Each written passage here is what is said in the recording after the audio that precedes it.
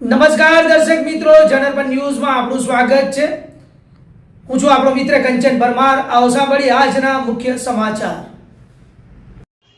ઇંધણની અછતની અફવાને લઈ વડોદરા પોલીસ વહારે આવી પ્રતાપનગર પાસે આવેલ પેટ્રોલ પંપ પર વાડી પોલીસ દ્વારા માઇક એનાઉન્સમેન્ટથી લોકોને જાગૃત કરવાના પ્રયાસ હાથ ધરાયા। લોકો કોઈ અફવામાં આવવું નહીં।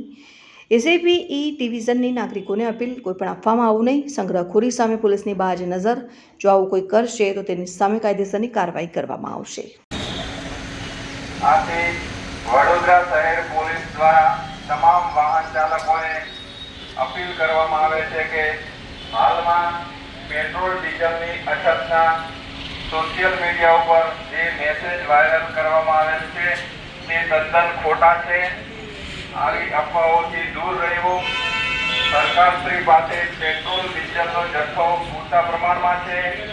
જ્યાં સુધી સરકારશ્રી સત્તાવાર જાહેરાત ન કરે ત્યાં સુધી ખોટા મેસેજોમાં આવીને પેટ્રોલ પંપો ઉપર લાંબી લાઈનો કરીને અવ્યવસ્થા ન સર્જવા માટે તમામને વિનંતી કરવામાં આવે છે। આભાર।